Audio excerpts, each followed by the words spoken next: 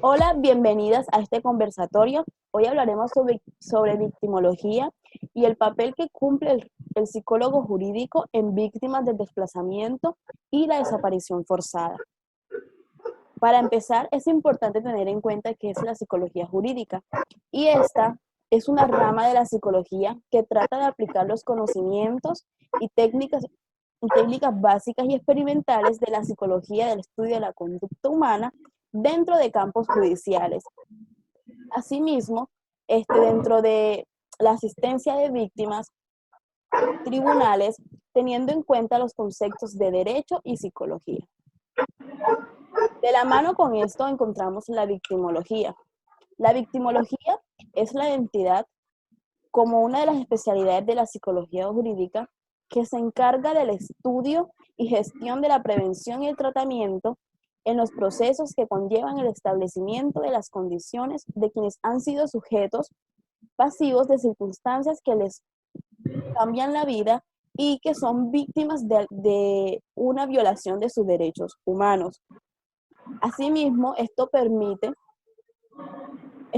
la estabilización de estados de crisis, su asesoría, su protección, rehabilitación e incorporación a la vida social nuevamente.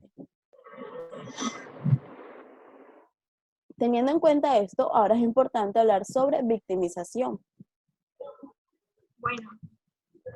teniendo en cuenta que lo que ya mencionaba nuestra compañera Aura, el tema de qué es la víctima y que a esta es la persona a la que se le violan uno de sus derechos, la victimización entonces pasa a ser el acto por el cual una persona es el objeto de uso de la fuerza, pero aquí en este uso de la fuerza, en esta violación de sus derechos, la persona sufre o se le produce un daño físico o psicológico. En ese orden de ideas tenemos que la victimización ha estado categorizada en victimización primaria, victimización secundaria y victimización terciaria, siendo entonces la victimización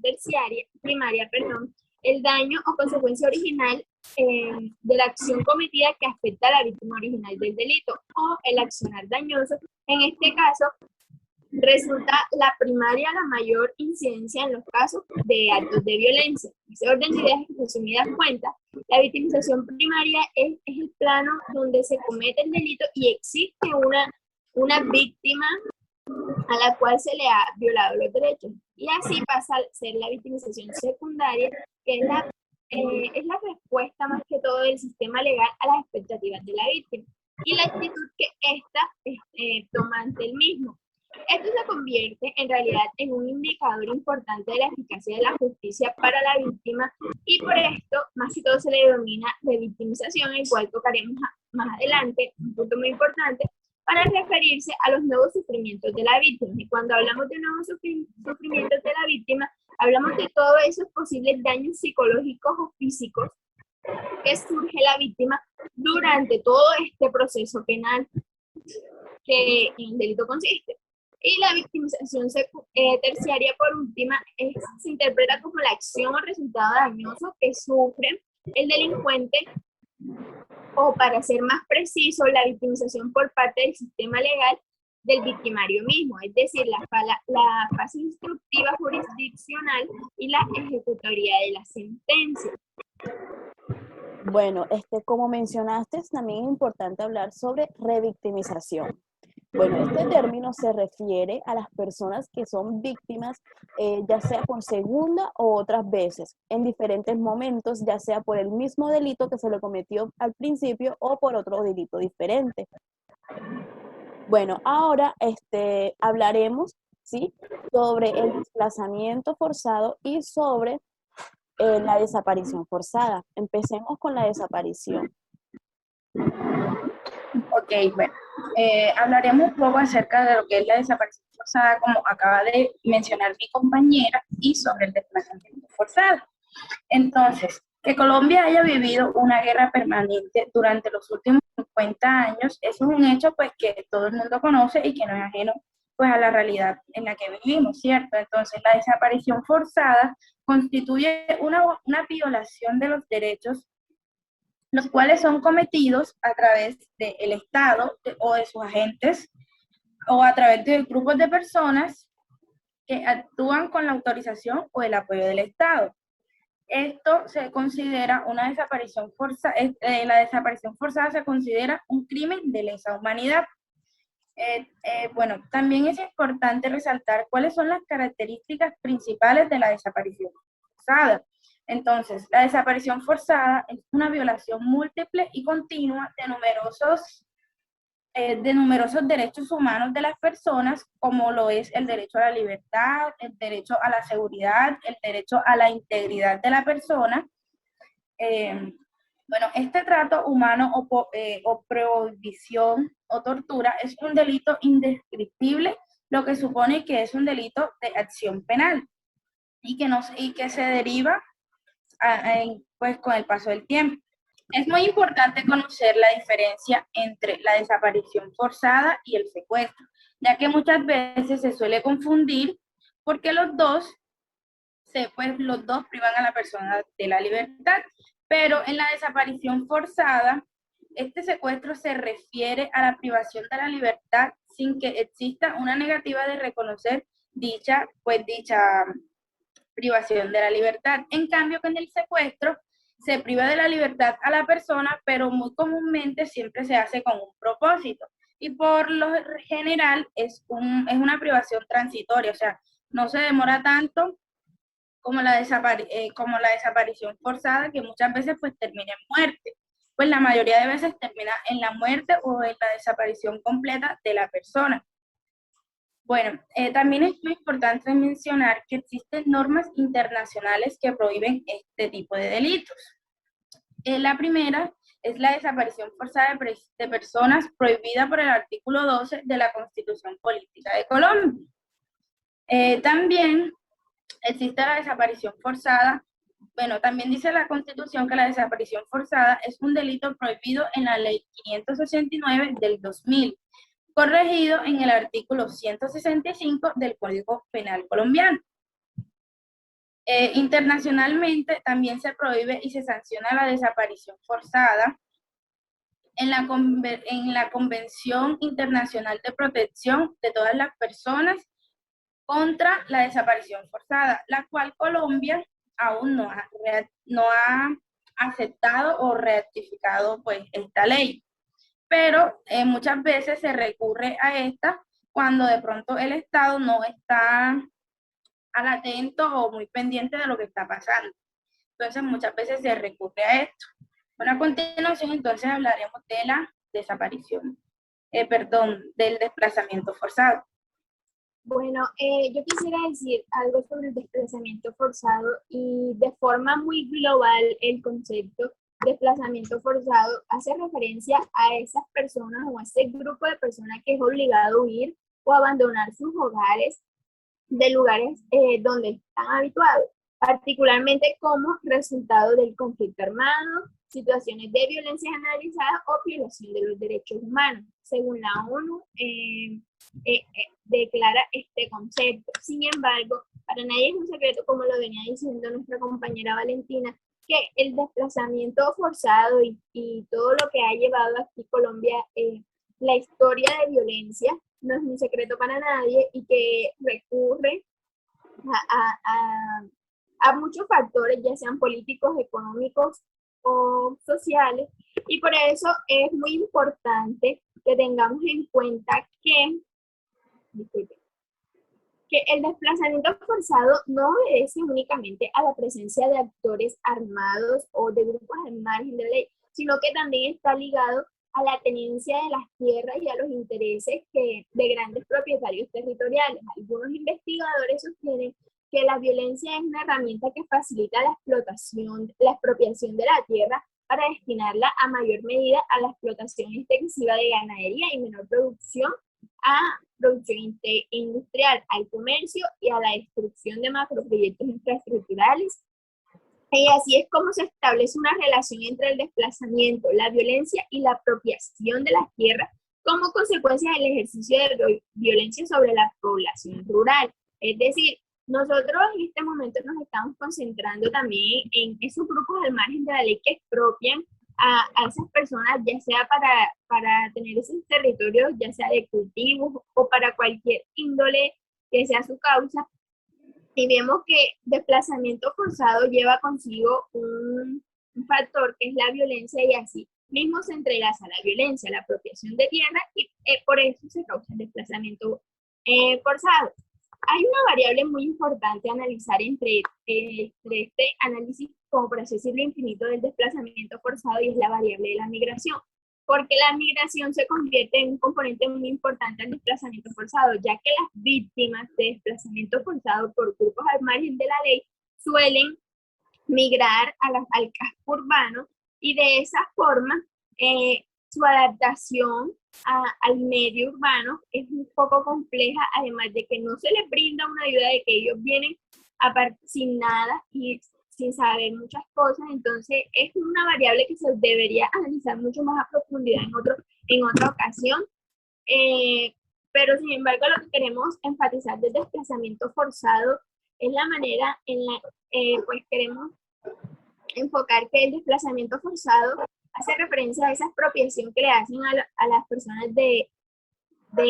zonas rurales. Por último, también queremos resaltar el hecho de una serie que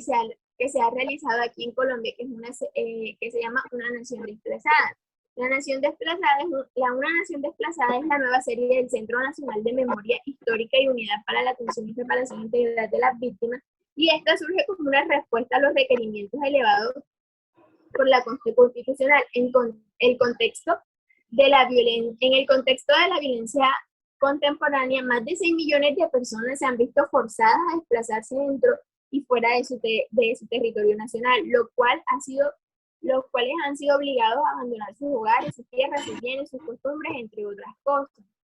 Y esto es un dato muy importante, y es que esta cifra posiciona a Colombia, después de Siria, como el segundo país a nivel mundial con la mayor cantidad de desplazados internos. Para entender la dimensión de la cifra, es igual imaginar el éxodo de 2/3 partes de los habitantes de Bogotá o la sumatoria de todos los habitantes de las ciudades más pobladas como país de Medellín, del país como Medellín, Cali y Barranquilla. O de manera más dramática, el escenario internacional basta con imaginar el éxodo total de la población de países como Dinamarca, Finlandia, Singapur o Costa Rica. Bueno, ahora teniendo en cuenta esta problemática, como vemos, es importante ahora saber cuál es el rol del psicólogo jurídico. Chelsea, ¿nos podrías explicar cuál es la función del psicólogo jurídico en el acompañamiento de las víctimas de desplazamiento y víctimas de desaparición forzada? Así es, se trabaja con la víctima desde 3 ámbitos de intervención interrelacionados entre sí. Desde el contexto jurídico, el contexto de trabajo social y el contexto psicológico. En este caso trabajaremos como el rol del psicólogo jurídico, en el cual este modelo interdisciplinar de atención a la víctima tiene dicho enfoque de garantía de unos derechos de intervención psicosocial, en el cual se reconocen unos factores de protección y de riesgo según el tipo de acontecimiento que la familia enfrenta o la situación en la que se encuentra. Los niveles de ansiedad que se manejan en la familia y de estrés experimentados dependen del tipo de acontecimiento que se vivencia, siendo diferente, si se trata de una desaparición o de un asesinato. Por ello, también, dada la complejidad de las violaciones que se pueden incurrir, es necesario entonces identificar a todas las víctimas del conflicto armado, en este caso interno, y de graves violaciones a los derechos humanos. Además de diseñar e implementar estas estrategias y programas de atención, ya sean especializadas y específicas, según este hecho vivido, en este caso, como estamos hablando del desplazamiento y la desaparición forzada. También es muy importante no solo reconocerlas como esa población vulnerable que ha terminado la mayoría en circunstancias de pobreza, de marginalidad, sino también reconocer cómo esas víctimas de crimen, esas víctimas de crímenes de lesa humanidad, situándolas en una categoría específica. como dicho objeto de programas o de atención especializada. Bueno, a continuación les explicaré un poco de manera detallada estrategias generales que usamos nosotros como psicólogos Bueno, jurídicos. en cuanto a las En estrategias estos casos generales de de la intervención victimización. psicológica, en este caso la psicología jurídica, se encuentran estas estrategias y unas tácticas específicas de la intervención. En cuanto a las estrategias, está el apoyo individual, en el cual se hace una narración del proceso victimizante, una intervención familiar, la creación de grupos de ayuda mutua y un empowerment, que sería la formación en capacitación de líderes y lideresas. En cuanto a las tácticas específicas de dicha intervención, se encuentra el afrontamiento de las pérdidas, ya es en este caso del duelo, una normalización de los sentimientos y respuestas experimentadas, la liberación de emociones, lo que son las represiones de la tristeza que presentan las víctimas, la reestructuración cognitiva, serían esas ideas irracionales, las técnicas de relajación, como también se presentan visitas a domicilio, la observación e intervención y las redes vecinales. Por otro lado, también se ve lo que es la formación de grupos de víctimas. Se usan las tácticas de apoyo y ayuda mutua entre víctimas, lo que es la memoria histórica del hecho violento sufrido, que son murales, fotografías, placas y dichos archivos. Y ya por último sería la participación en ONGs, que ya son las organizaciones privadas o públicas.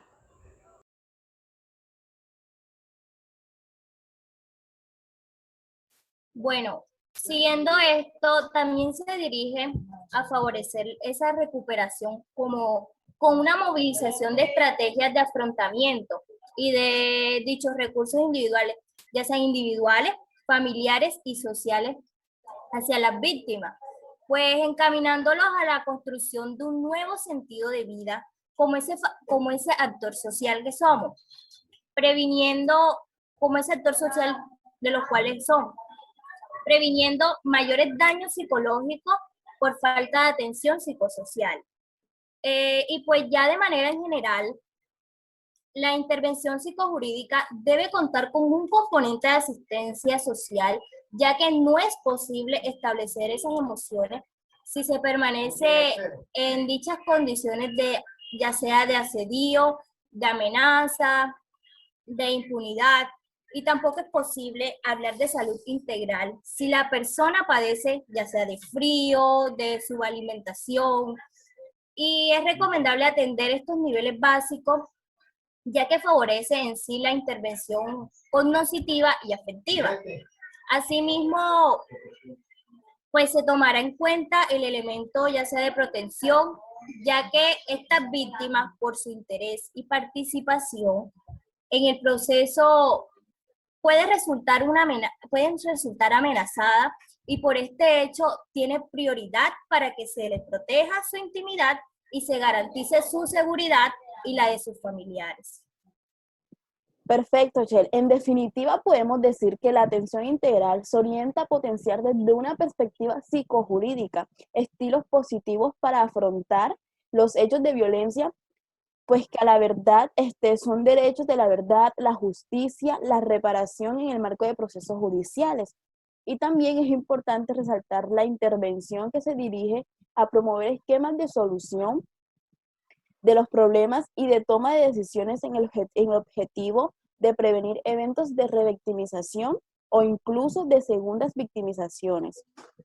Del mismo modo y más concretamente, el proceso de intervención psicológica con víctimas graves de violaciones a los derechos humanos e infracciones al derecho internacional humanitario se basa en un enfoque de apoyo social que promueve el ejercicio de los derechos de las víctimas. Se establecen medidas que permiten reducir el daño causado y que favorecen la recuperación moral y material de las víctimas, así como su potenciación o empoderamiento. a través de los procesos de participación social que facilitan la reconstrucción del tejido social. Yo quisiera resaltar de aquí, bueno, a grosso modo y de manera general, el hecho de que pues ya nos queda claro qué es victimización, qué es una víctima, qué es una revictimización, y el hecho de que Valentina nos señaló que no es lo mismo un secuestro que una desaparición forzada. Y teniendo en cuenta estos conceptos claves, podemos concluir entonces que el papel del psicólogo jurídico es muy importante en este proceso de desaparición forzada y desplazamiento armado o desplazamiento forzado, debido, ya que este nos va a ayudar, le va a ayudar a la víctima a instaurarse de nuevo en una nueva sociedad, porque como lo venía diciendo Chelsea, nosotros tenemos que tener en cuenta que ellos vienen con ciertas condiciones, que de pronto padezcan de alimentación, que factores que pueden influir en nuestra intervención, pero nuestro papel como psicólogo es actuar en esas falencias para darle así una buena intervención en el sentido de poderle dar esas herramientas psicológicas y de resiliencia que ellos puedan tener en una nueva sociedad, porque no solamente se les expropia de sus tierras, también se les mueren familiares, también se pierden familiares, y es algo que es muy importante que tratemos nosotros como psicólogos, además de que es un problema que no es de antes, sino que aún es hora y se vive, que el desplazamiento forzado no solamente ha traído víctimas de expropiación, sino que también ha traído consigo masacres. Entonces nosotros tratamos ese proceso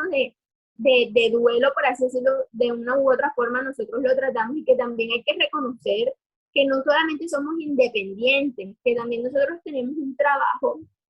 común con la rama social, porque si bien es cierto, nosotros tenemos nuestra función de velar por eso, por ese nuevo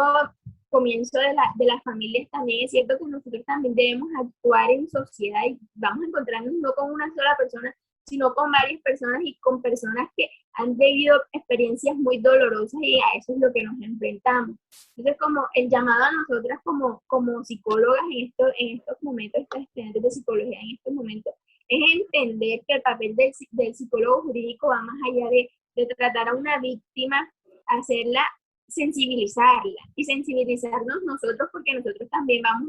a encontrarnos con muchos escenarios. Sí, Kareli, como venías diciendo, el psicólogo jurídico como experto en lo humano, estamos llamados a buscar soluciones viables, integrales, eficaces, y no solamente a cooperar con justicia que frecuencian, sino también a ponerle el toque humano en el frío y rígido sistema judicial, hacer que la víctima se sienta que no como vulnerable, ¿sí? Sino también generar en ella un empoderamiento para así que ella genere soluciones y que aprenda y que encuentre herramientas para afrontar la dificultad que se le está presentando en estos momentos. Bueno, espero pues que les haya gustado todo lo que hablamos. A continuación les dejaremos las referencias de todos los documentos que utilizamos para hablarles de esto.